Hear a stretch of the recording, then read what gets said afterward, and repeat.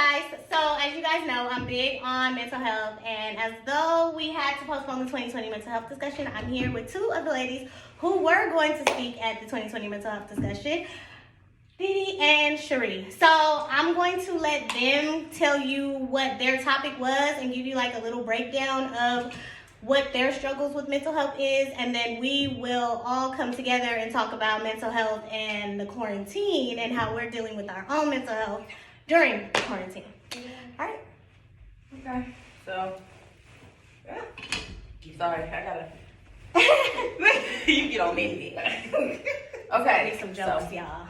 Okay, so I'm Didi, and my topic of the panel, well, the discussion was codependency. And the thing I struggle with is relying solely on my partner for my source of happiness.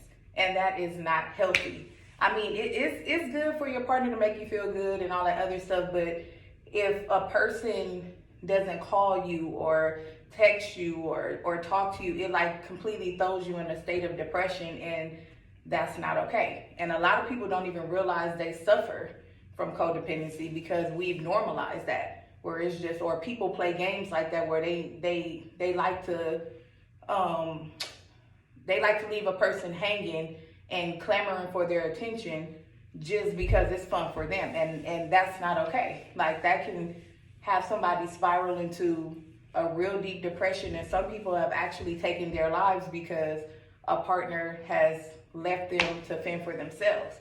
So that's the current issue that I'm still struggling with, but I'm working through it, and now I know how to, if a person doesn't respond right away, or if a person does actually leave me hanging or ghost me, I know how to properly deal with that without acting out or, making a big deal about it. It's just I occupy my time with something that will fulfill me, and I won't look for that person to do it for me. So that's pretty much it. So how did you know that you were dealing with codependency issues?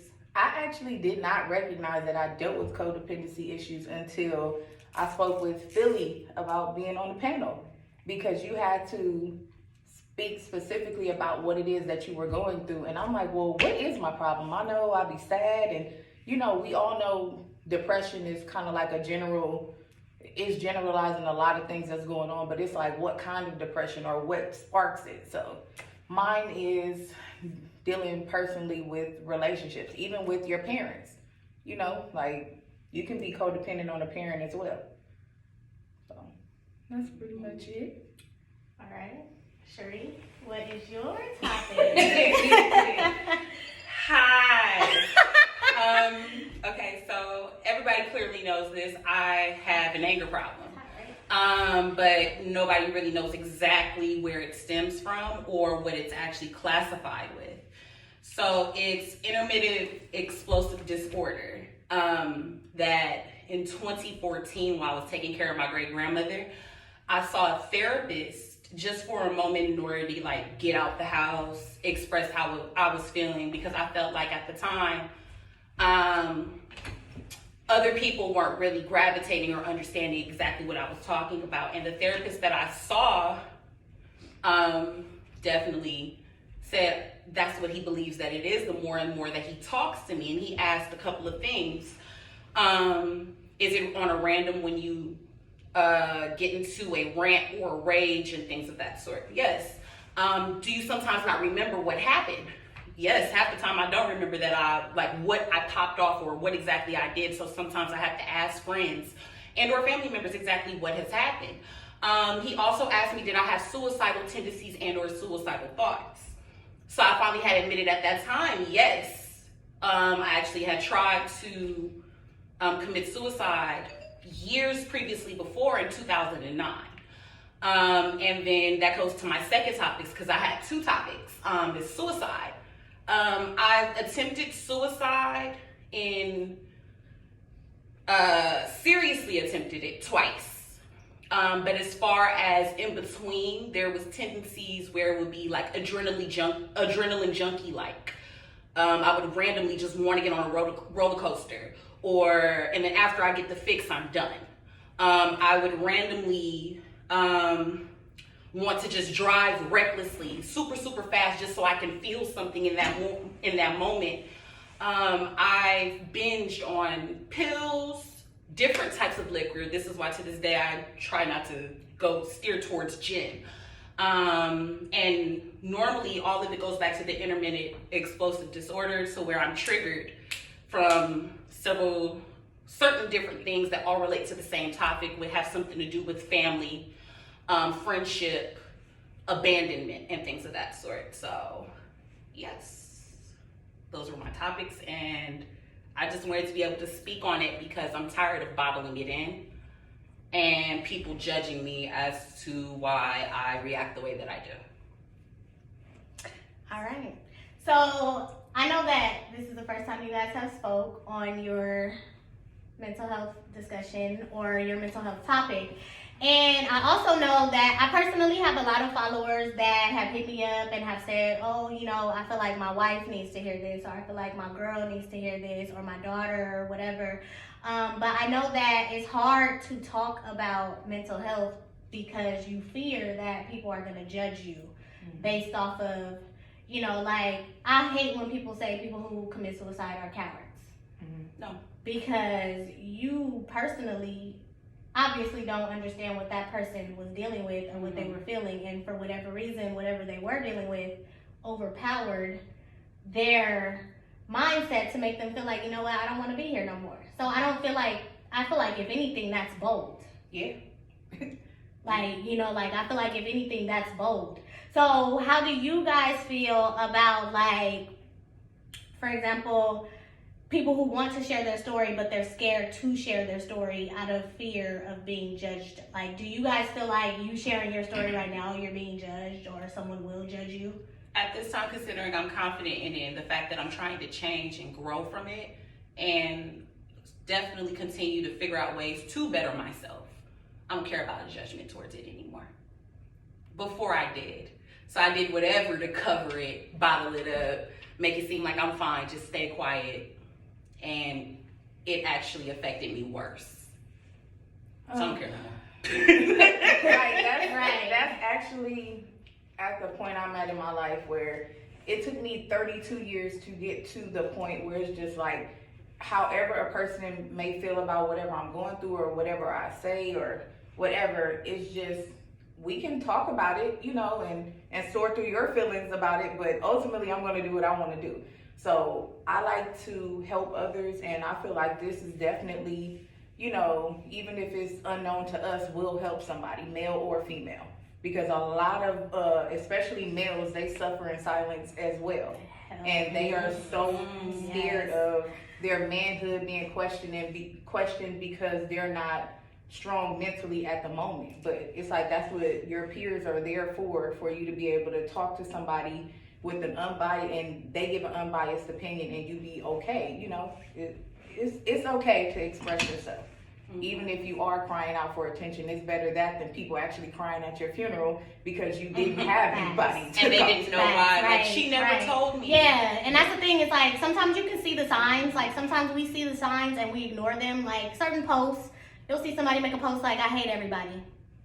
And we just laugh it off like, oh, girl, shut up. Like, it's like, no. Or, girl, I feel you. Like, why do you hate everybody? Like, one what or the other. like, we were just talking 2 minutes ago, and you're on Facebook saying you hate everybody. Like, why? Like, what we do to you? So it's like, it's certain things that we choose to ignore, and we don't realize that we're ignoring it. But with right now, the quarantine situation, I've realized there's a lot of people stuck at home with people they don't like. Yes. Their kids. Absolutely.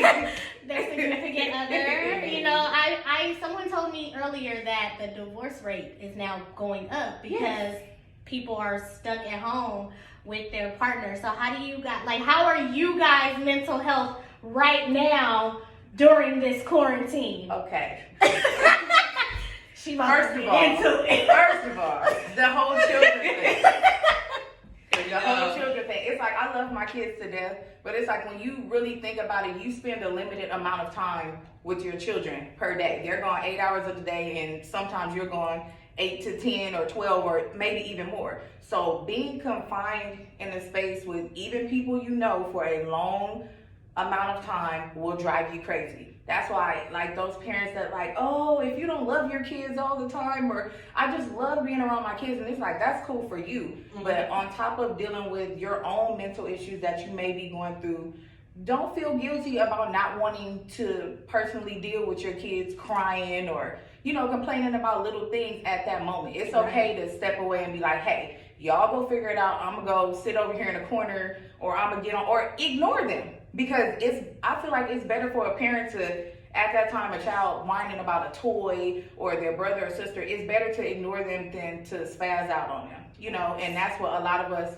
that's how we know to react to things, is to lash out. And sometimes it might be on a 2-3-year-old where you might not be physically hurting them, but what you say in anger can hurt a kid. They will hold on to that. So it's better to step away and regroup and then come back and deal with the situation. And as far as the partners go, I feel like this. A lot of people would have been single had they really got to know a person before this situation. Because a lot of us, we don't become friends first. And now that I'm single, that's what I'm stressing. I want to get to know you. I want to know your triggers, all that other stuff. Because when you are stuck in a confined space with an adult and you find out that they act like a child, or they just possess a lot of qualities that you overlooked, that can lead to an explosion and possibly a physical altercation, because you are really finding out who you are.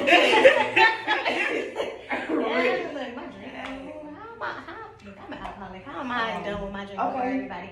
So I see there's some questions. It's like a lot of questions. Like, let's see, what was the question? All right, what's the question? We're gonna come to y'all questions in a minute. So I have a real question and I need real answers, because I know personally from experience, relationships and insecurity. Sometimes we are so insecure with ourselves and we don't want to admit what that insecurity is. That insecurity could be that we have freckles. It could be that we have weight on us. It could be that we're too skinny. It could be that we don't have the dream job. We don't have a car. We don't have this.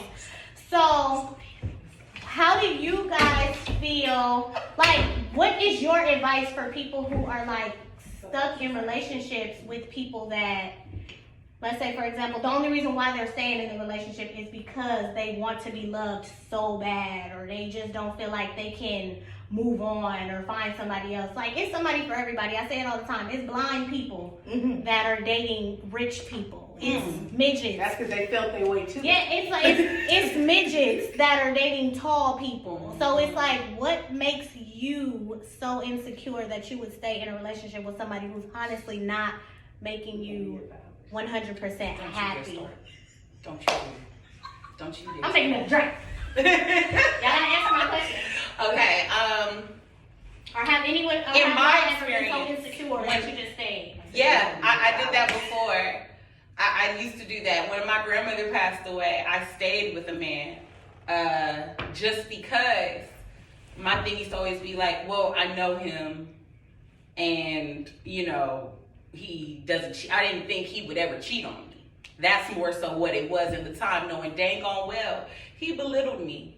He belittled me. He talked mess about me to my face.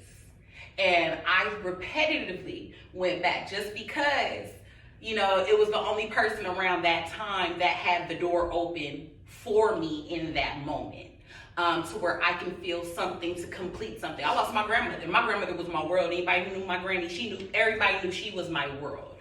So when I lost her, I kept on feeding and feeding and feeding off of anybody who would fill that particular void, besides the time when I tried to just end it because I didn't get that, you know, that feeling, that complete and whole feeling. I had to figure out for myself that, you know, I'm more beautiful than this. I'm beautiful than this. I'm actually smart. I'm actually very educated, as quiet as it's kept, you know. And it's funny because we were on a cruise not too long ago, and our mutual friend had stated, you know, you're really, really smart. Like, Sheree, no, for real, like, you're really, really smart. And at first I couldn't take the compliment. You are. When she stated it. Because why? People don't get that side of me. All they see is a you know what I mean? You know, so because I'm so insecure and I'm already knowing exactly what I was told from other people, because I was searching for that self-evaluation majority of my life, because I didn't feel that comfort at home from the beginning. I had my Grammy, but I didn't have mom and dad physically there 100% of the time. So I was looking for a void to fill. I just had to make up for myself and understand I'm beautiful. I'm worth more. I want more than life. I am educated. I am beautiful. I had to tell these things to myself. It starts with self-esteem. Comes with yourself, and you having to make that choice that you want something better for yourself because you self-evaluate your worth. Oh.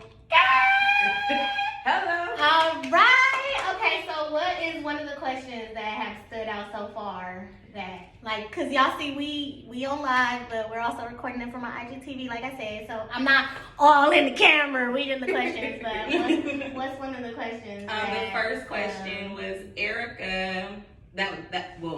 First question was Taylor asking where are our masks and why are we not 6 feet apart? Girl, we love you too. We over here talking about mental health, and your ass over here talking about a mask. we future right now, mask off. The next one was a statement where he was stating how he dealt with it's best to deal with your own problems because people really don't care about what you go through. People hate negative people, which is facts. That's not always true. It's not always true. That's not always true. But it's not always true. Go ahead. Okay. I was going to say my take on that is a lot of people are, unfortunately, this generation is trying to beat other people to the punch of hurting other people. So it's just like if you enter into a new relationship and you really insecure, you've been dogged in the past, it's like, okay, well, I'm gonna hurt him before he get a chance to hurt me, or he over here giving me his all and ha, it's funny, but I'm still talking to this other person just in case. Like, this is the just in case generation, and I don't think it's okay for those that are still, you know, trying to be with one person or do whatever. But stop thinking everybody is out to hurt you. Because some people genuinely want to listen. Like, I've listened to strangers, even people I didn't really care for at the time. I've sat and listened to them and gave them my honest opinion or just let them vent, because nobody likes to see people actually hurting. You can kind of decipher between if a person is listening because they care and if they're just listening to gossip about it later. So if you get that vibe where it's like, okay, where, you know, maybe I need to pull back a little bit because they might go and talk about me. You shouldn't be talking to nobody you think gonna go talk about you in the first place. That's just. And I think it's a difference between negative people. Like, if you're really like going through something mentally, I don't think anyone's gonna shun you out. But I feel like if it's like, oh, I'm tired of this job. Okay, well, what are you doing to do fix something it? about it? Mm-hmm. Like, don't continuously keep talking about how you don't like this job, but you're not looking for another job, or you're not, oh, I hate being at home, but you're not trying to get out of the house. Oh, I'm tired of this relationship, but you're not trying to get out of the relationship. Like, it's a difference. If somebody is abusing you, you can't say, oh, you should deal with your issues on your own, because dealing with your issues on your own is why people commit suicide, because they're not talking to anybody. But if you're continuously going to somebody like, girl, this nigga ain't no good, he doing this, he doing that, and we're giving you advice, and then the next day you're back with him, and then the next week it's like, girl, he did it again. It's like, well, why are you now doing it to at this yourself point, now? you are irritating your friend, because it's like, I'm giving you all the advice that I can, but you're not reciprocating it. So there's a difference between saying people don't like negative people versus people not wanting to be there genuinely to help you. If your friend can't be there to help you, they shouldn't be your friend anyway. And then sometimes your friends going through their own problems. Right. That's what people fail to realize. And it's like, you got to be considerate of their feelings. You got to you can't just say, oh my God, girl, so let me tell you. Hey, so how's your day? Are you okay? Even exchange. Can I talk to you? Okay. Then you go into your situation. You can't just, because sometimes people won't reciprocate your problem because you don't know that they're going through their own problem. But some people hide their problems to help your problems. Mm-hmm. So. Next question, or were we gonna have another statement? I kind of wanted to touch on the whole self-esteem thing. Mm-hmm. In regards to staying, even in a friendship, because some people are friends with people just because they want to have a fat friend. I'm speaking, I am dead serious. So, because they feel like, Let's go there. because, Let's go there. Wait, what? Sugar, a lot of people, a lot of people like having a token fat friend because that helps their self-esteem, and they feel like token light skinned friend. Yeah, I know where you're going with this. I know where you're going with so this. it's like you all the can't guys just, gonna talk to you. yes, and Because you're skinny. and a lot of times that's not the case because I've been around a female where she was dumb popping and she was super light skinned, you know, and she couldn't take the fact that every guy she was with be like, oh, well, where Didi at? And I was just being myself. I wasn't being extra, no nothing. So it's like you can't really sit and say or think that a person is not going to get as much attention as you based on weight or even just because they're pretty. Because some pretty girls have shitty ass personalities. They really suck in real life. Like outside of a picture, they are terrible people. Terrible. So yeah, that's a very deep rabbit hole, but that is one of those things where even for myself in relationships, like people will look at me and they be like, oh, you don't have a problem with getting a man, or you don't have a problem, and it's like you could be pretty and still have issues. Still have issues. Like y'all, I got a Costco warehouse amount of issues. Not a but- Costco. Yes, you get one of them big With the bags. I'm like, these questions. With the membership. I'm like, the questions and comments is coming in. Okay, the next one was, do you ladies feel that you are healing as you speak about it? This was from Erica. Hey, Penny. Absolutely. Yes, Absolutely. Definitely. The last time afterwards, and then one of our friends, Lauren, she reaches out to me quite often to make sure that I am like on track. You know, behind closed doors, she consistently makes sure I am on track. You know, not saying anybody, not saying y'all don't, not saying y'all don't. No, but no offense taken. it's the fact that even when she asks me and really reads up and follows up about my day and my mental at the moment, me speaking on what's going on, I had learned through that just alone that I need to talk about this. You know, like I was the only child for a very, very long time. So I really didn't have those times to be able to really speak on it and or, you know, understand that, you know, talking about it is okay, because in my household it was like you just did and you showed actions, but there was really no like words to go along with it. My grandmother never said I loved you every day. Some people get that. My grandmother did not say I loved you every day, but she showed me, and I knew it just based off of what I saw. So it was never really an issue or a thought for me to be like, okay, well, this is what I found out. When I actually tried to do this therapy thing, I bottled it up. You know, there's people around I pushed away like crazy because I didn't want to talk about it because I was embarrassed. I was embarrassed for myself. But now that I'm older and more mature, me opening up a lot bit more about it really does help. It gets me through my day, actually. Sorting through the thoughts as well that I have. It gets me through to want to actually live as opposed to bottling it up. Bottling it up hurts way worse. And I think that's the problem too. People are scared of therapy. I just started there. I have to commit back like again. people are scared to go to therapy out of fear that somebody, oh, you're crazy. Like, And I have had people call me crazy. yeah, it's like me going to therapy does not mean that I'm crazy. It just means that I needed outside help outside of my actual friends. And it's like, if you can't talk to your friends, you should at least be able to go to therapy and talk to this stranger. And nobody even has to know that you're going to therapy. But I do say that if you are bold enough to open up and say, you know what, I'm going to therapy and I'm getting help with the thing, they're not going to drug you. They're not going to medicate you unless you need Unless they have to give you that 72-hour evaluation. Not like the medicine, like that, Exactly. you know, like They it's don't not, have to. you know, Unless if you got the Costco if warehouse. they gotta give you the anxiety pills or the whatever, like, then, you know, that's something personal. But I don't feel like there's nothing wrong with going to therapy, talking to somebody, just venting. Because at this point, they're not gonna tell you what they want you to hear. They're gonna take your money and they're gonna tell you the real, and they're gonna ask a million questions, and you're gonna be like, well, damn, I didn't even know that's what was going on. But you have a point. You're right. Like, damn. I go to therapy, and I'm so depressed that I can't go now because I'm like, damn. I be at home, like, feeling my way. I don't know. But So yeah, I don't see nothing wrong with going to therapy. do it. There's another question? Like Kaya, do it. I wish I had read this comment or this next statement because it's from the first person who who made the first statement. It's the same person.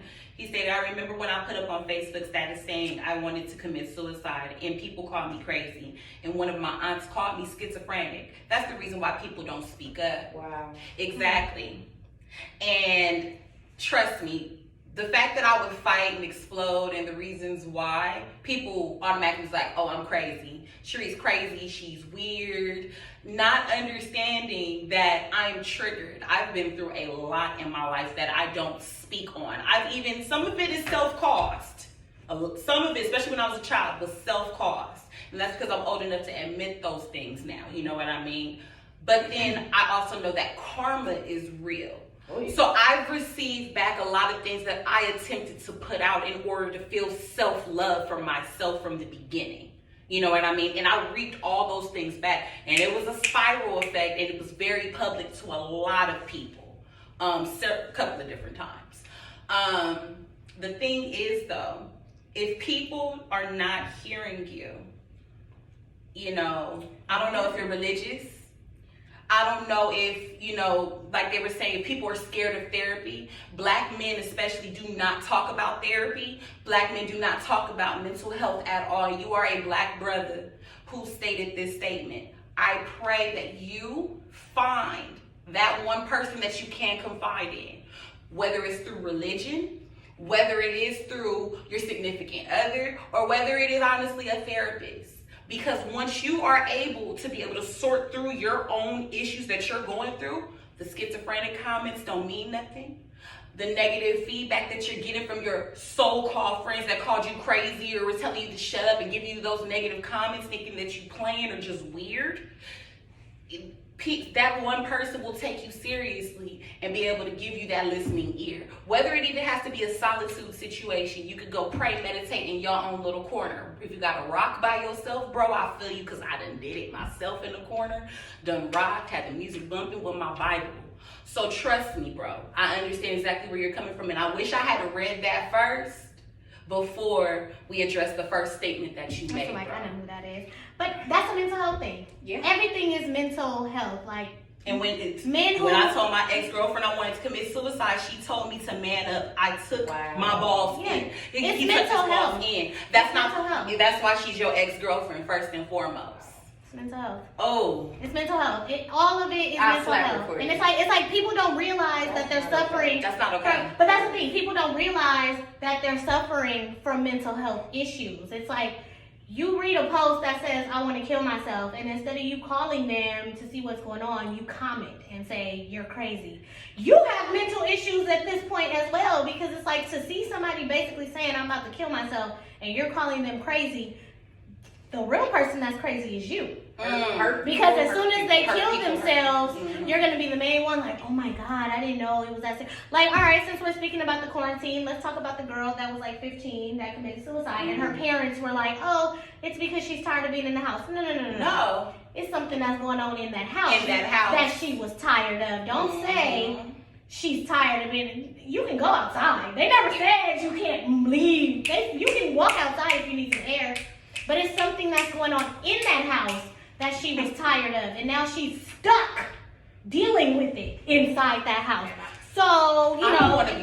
I don't want to be you. Thank you. I was like, I don't want to be the ghetto person to run around. My take on that is, it could have even been something outside the house, but you know how when you are stuck alone with your thoughts. You're stuck inside with your thoughts. Kids use sports, kids use bad behavior, kids use just a lot of the kids that are classified as bad or unruly, whatever. I know people don't really say that, but a lot of the kids that are classified as bad, they are struggling with something internal. Somebody has did something to them, won't nobody hear them out. So the only way they know how to get attention is to behave. They get attention whether it's positive or negative. That's right. And they do that because they want somebody to just take interest in why are you behaving like that. Just ask the right questions to get to whatever the issue is. And a lot of people, they just brush a lot of, even adults. Like I saw an adult male post that he was upset. He and somebody shared it. He was upset. He was going to kill himself and this and that. It's actually been a few of my Facebook friends that were older males and have shared something like that. And I didn't know them too well. And I actually reached out to them privately and let them know, like, it'll be, you know, whatever it is, if you need to talk, you know, it might not be okay, but we can find a solution to get you through this or to help you manage however you're feeling until you get to that point where you feel like you can actually deal with it on your own. It's okay to, I've been out, I went to go get pizza. I was with my daughter's father. I went to go get pizza and a girl was sitting in front of Pizza Hut crying. And he like, Dee, because I'm one of those people, if I see somebody that looks upset, I don't have to know you. I will approach you to figure out why, because I could have been that one saving person that kept you from walking in the street or that kept you from going home and harming your children or yourself or whatever. And I sat and talked to that girl for an hour or maybe over an hour. My food was actually cold by the time I got through talking to her. We would have been eating together. Right. I just wanted to make sure you she ate today. right. She was actually eating her food. Yeah, because I'm like, sometimes that be fried when we be hungry. My little sister, when What she you get got? hungry, she crazy. Yeah, But- it's some people, when they get hungry, they are irritated. Me. But I mean, Like, don't talk to, like, what's wrong with you? I'm hungry. But after the conversation, she got up and I wiped her tears for her, and she was like, I feel so much better. Thank you. She was like, I don't even know you, but she was like, all my friends, all my family, they told me to go deal with it by myself. And I randomly went to Pizza Hut just because I didn't feel like cooking. I wasn't even gonna go there. But just that encounter probably saved that girl's life. So it's okay to speak with people that you don't even know, just to make sure, just to do a wellness check. It don't have to just be on people that you know. And it's crazy because it's a lot of people on Facebook that are friends with people that they don't know, but it's like those people will reach out to you before your own friends. Mm-hmm. Like just by making a post, you'll have friends that'll inbox you like, you okay? And you be like, I don't even know you. Oh, and who is Almighty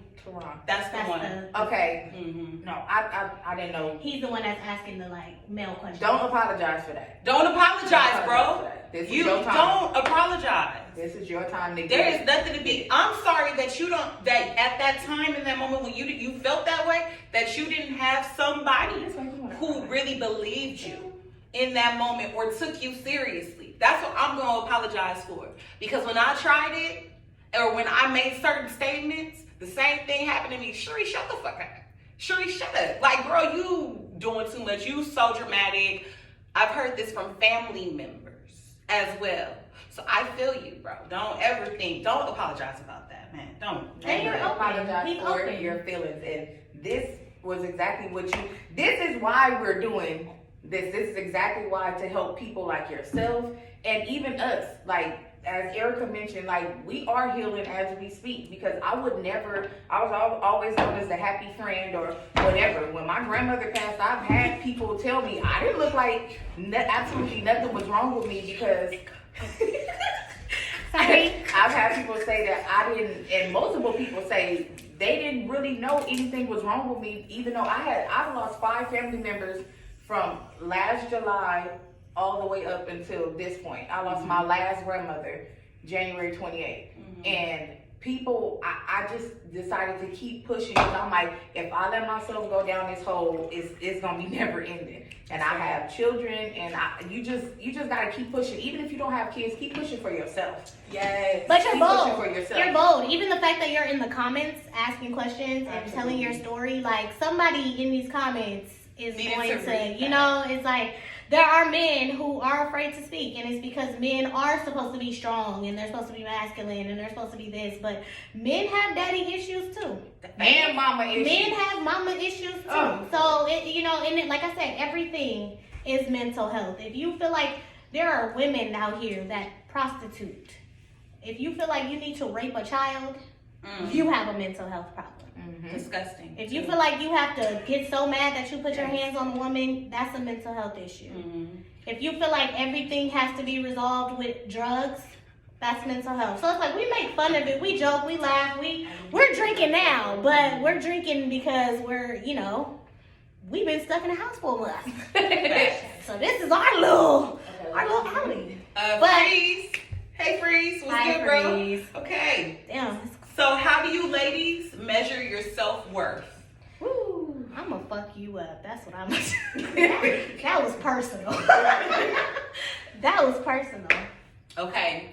For me, I didn't measure it until after 2018. I didn't really take it into consideration until after 2018. And what I did was I looked at self. So self, what is it in you that is attracting the users, the